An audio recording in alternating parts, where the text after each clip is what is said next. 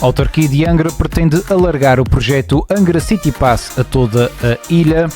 A ANAFRO defende menos burocracia na relação com o poder regional. Desvalorização salarial e gestão de emoções são desafios sentidos por enfermeiros.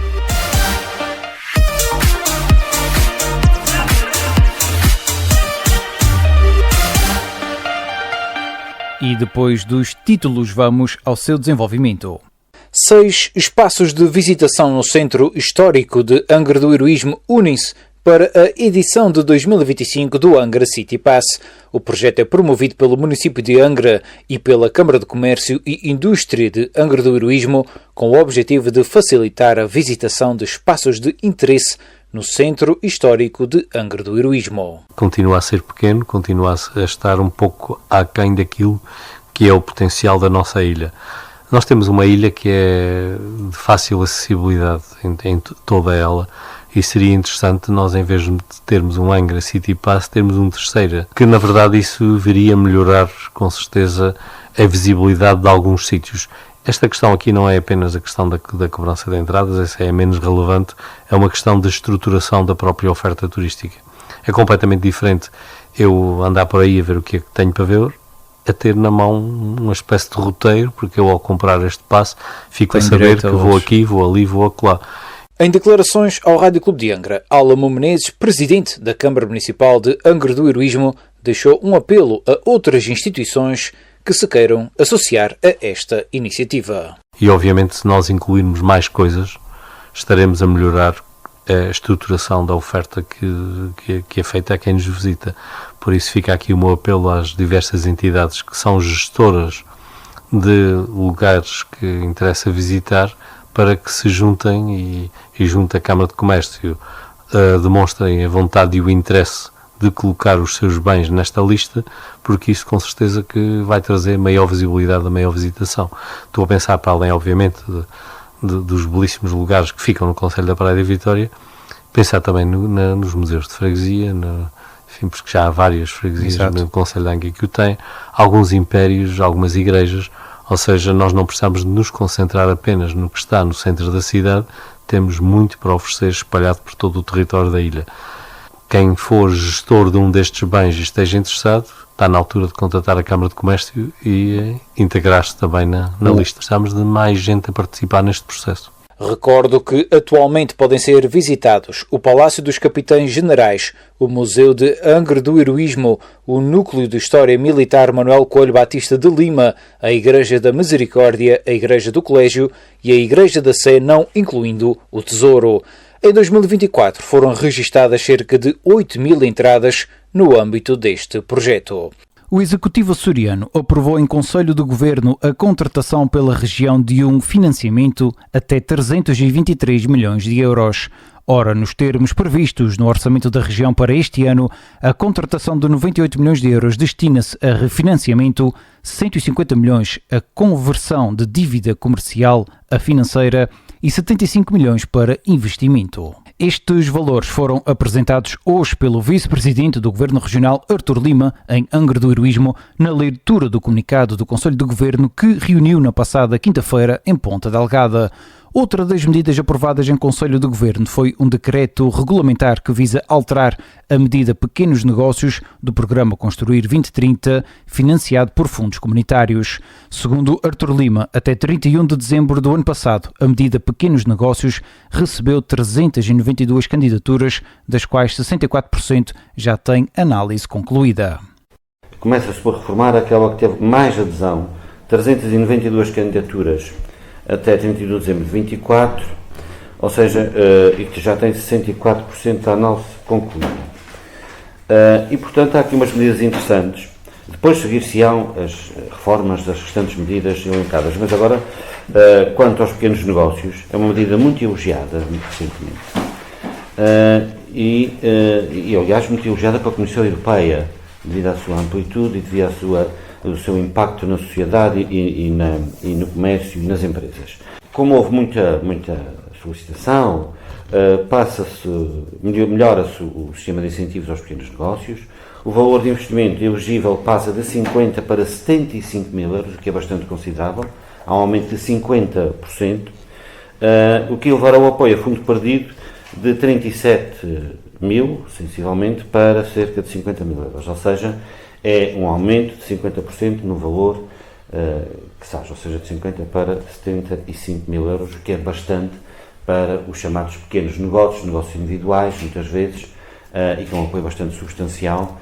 O Conselho de Governo aprovou ainda uma resolução que contrata e autoriza despesa referente à concessão do Serviço Público Aeroportuário de Apoio à Aviação Civil nos aeródromos das Ilhas Graciosa, Pico, São Jorge e Corvo e na Aerogar da Ilha das Flores. Portanto, o Conselho de Governo aprovou a resolução que contrata e autoriza a despesa referente à concessão do Serviço Público Aeroportuário de Apoio à Aviação Civil nos aeródromos das Ilhas Graciosa, Pico, São Jorge, Corvo e Aerogar da Ilha das Flores para o período 26-30, com o valor por 5 anos e com o preço base de 45.563.000 euros.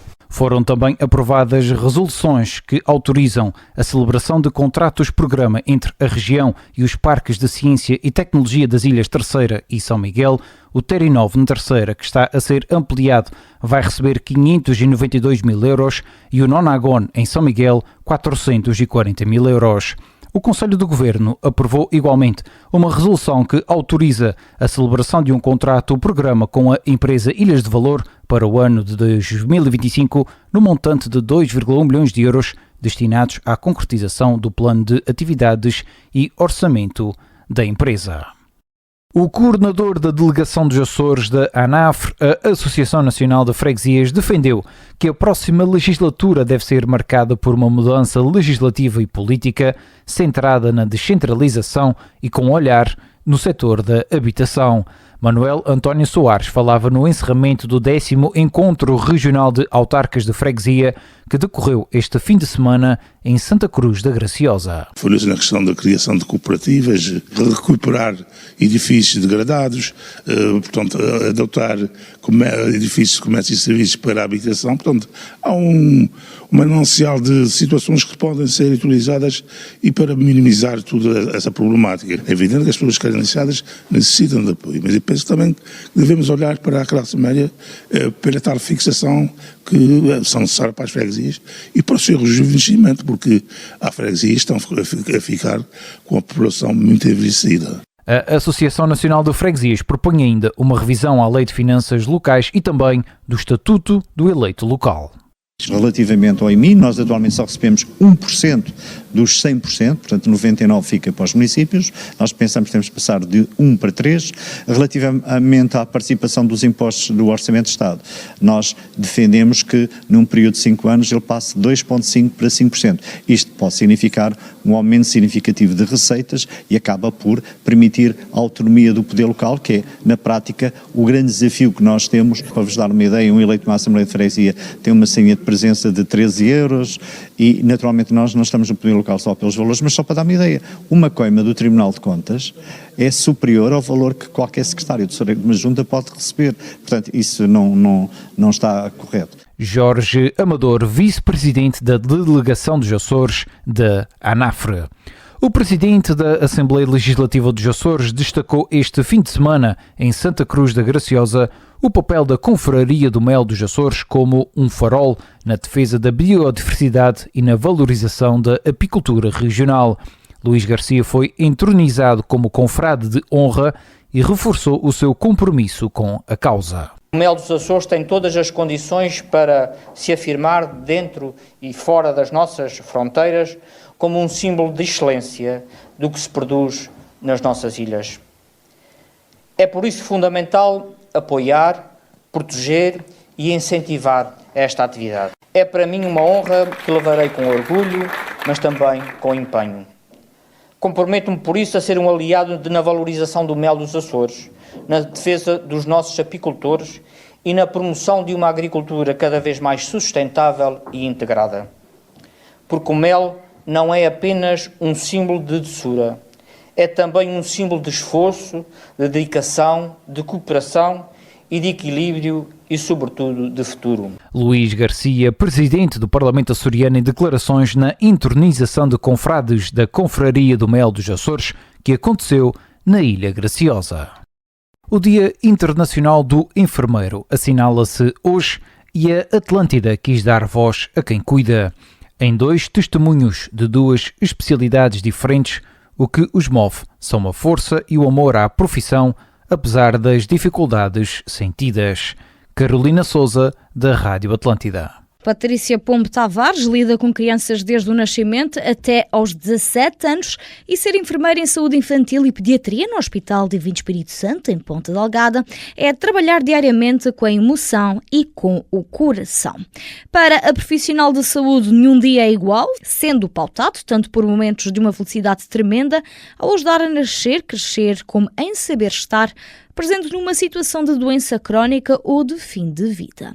Aqui, os utentes e os seus progenitores esperam empatia, conhecimento, responsabilidade e ética de serviço por parte de quem os trata. Fazemos sempre posto de colheitas e é sítio de tratamentos, de vigilâncias de hospitais de dia, e podemos ter 10 crianças ou 30 num dia de trabalho, o que nos faz ter que ter uma capacidade de organização bastante presente para que consigamos proporcionar às crianças e pais que lá se dirigem o melhor cuidado possível. E da mesma forma que me recordo situações de nascimento e que ainda hoje passo por este, neste caso já é um jovem, cujos pais se lembram que eu fiz parte do momento do nascimento e acompanhei o crescimento, como também, e se calhar estes são mais marcantes, e se calhar vou escolher a importância que é um enfermeiro de saúde infantil acompanhar situações de fim de vida e de morte e para nós que aprendemos todos os dias.